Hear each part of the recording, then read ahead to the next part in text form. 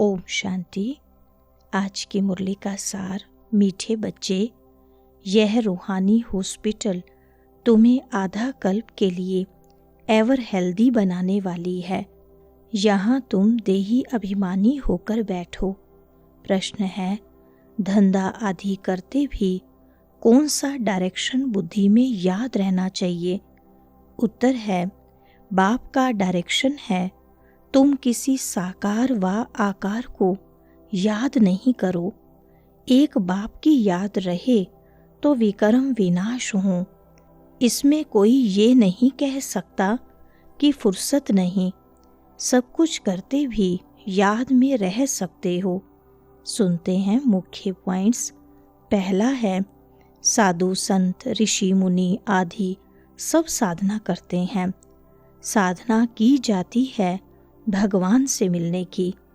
सो जब तक उनका परिचय न हो तब तक तो मिल नहीं सकते। तुम जानते हो बाप का परिचय दुनिया में कोई को भी नहीं है। देह का परिचय तो सबको है। बड़ी चीज का परिचय झट हो जाता है। आत्मा का परिचय तो जब बाप आए तब समझाए। दूसरा पॉइंट, यहाँ जब आकर बैठते हैं तो देही अभिमानी होकर बैठना है। यह भी एक हॉस्पिटल है ना, आधा कल्प के लिए एवर हेल्दी होने की। आत्मा तो है अविनाशी, कभी विनाश नहीं होती। आत्मा का ही सारा पार्ट है। अब तुम्हारी बुद्धि में यह बैठा हुआ है कि हम आत्मा अविनाशी हैं, हम 84 जन्म लेते हैं। यह ड्रामा है। तीसरा पॉइंट, तुम बच्चों में भी जिनको ऊंच मर्तबा लेना है वह जास्ती याद में रहने का पुरुषार्थ करते हैं और समाचार भी लिखते हैं कि बाबा हम इतना समय याद में रहता हूँ।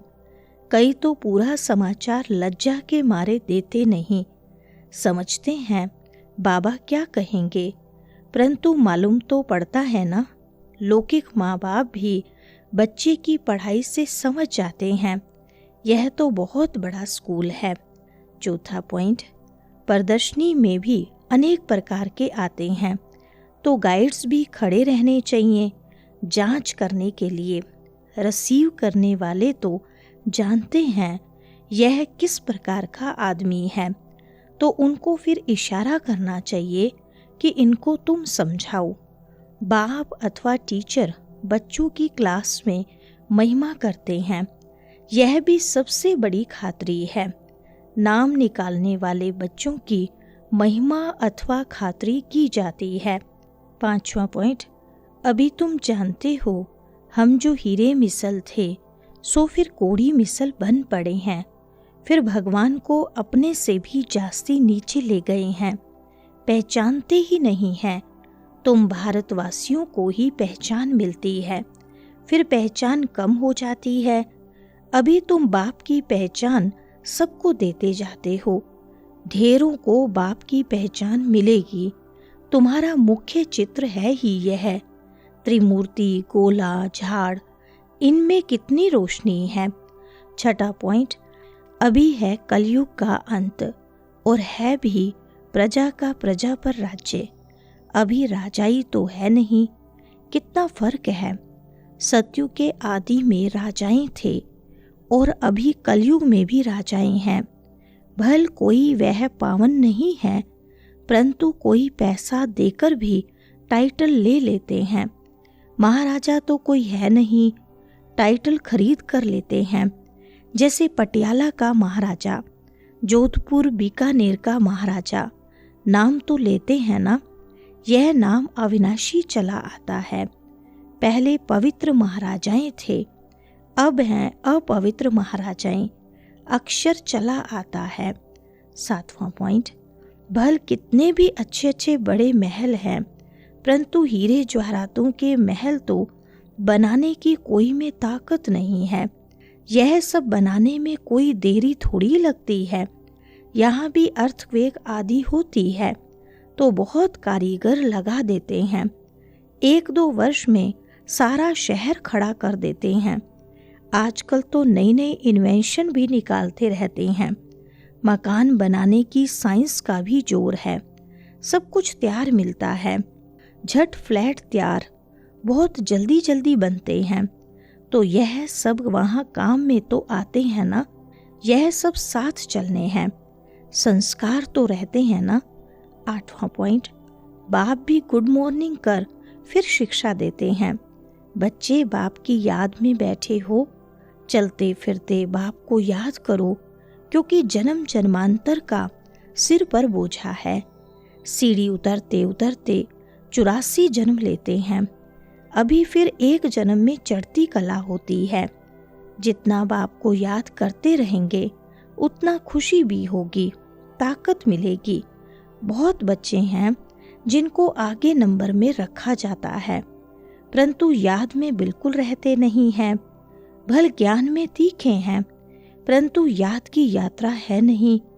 9वां पॉइंट, भ्रुकुटी के बीच में आत्मा विराजमान होती है। इसको कहा जाता है अकाल तख्त। अकाल तख्त अकाल मूरत का। आत्माएं सब अकाल हैं, कितनी अति सूक्ष्म है। बाप तो है निराकार, वह अपना तख्त कहाँ से लाए। बाप कहते हैं मेरा भी यह तख्त है, मैं आकर इस तख्त का लोन लेता हूँ।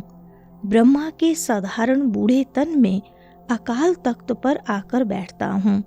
10वां पॉइंट, बाप बच्चों को कितना प्यार से समझाते हैं। बच्चे बहुत बहुत मीठे बनो, मुख से सदैव रतन निकलते रहें। तुम हो रूप बसंत, तुम्हारे मुख से पत्थर नहीं निकलने चाहिए। कई तो अंधों की लाठी बनने के बदले अंधे बन जाते हैं। बहुत हैं जो कुछ पुरुषार्थ नहीं करते, अपनी तकदीर का ख्याल ही नहीं रहता है, बस जो कुछ मिला सो अच्छा। तो बाप कहेंगे इनकी तकदीर में नहीं है। 11वां पॉइंट, जो अच्छा पुरुषार्थ करते हैं वह राजा रानी बन जाते हैं। जो पुरुषार्थ नहीं करते वह गरीब बन जाते हैं। तकदीर में नहीं है तो तदबीर कर नहीं सकते।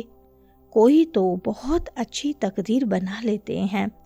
हर एक अपने को देख सकते हैं कि हम क्या सर्विस करते हैं। वरदान है संतुष्टता द्वारा सर्व से प्रशंसा प्राप्त करने वाले सदा प्रसन्न चित्त भव। विस्तार है संतुष्टता की निशानी प्रत्यक्ष रूप में प्रसन्नता दिखाई देगी, और जो सदा संतुष्ट व प्रसन्न रहते हैं उनकी हर एक प्रशंसा अवश्य करते हैं। तो प्रशंसा प्रसन्नता से ही प्राप्त कर सकते हो। इसलिए सदा संतुष्ट और प्रसन्न रहने का विशेष वरदान स्वयं भी लो और औरों को भी दो, क्योंकि इस यज्ञ की अंतिम आहुति सर्व ब्राह्मणों की सदा प्रसन्नता है। जब सभी सदा प्रसन्न रहेंगे तब प्रत्यक्षता का आवाज गूंजेगा, अर्थात विजय का झंडा लहराएगा। स्लोगन है डायमंड बन। डायमंड बनने का मैसेज देना ही डायमंड जुबली मनाना है। अच्छा, ओम शांति।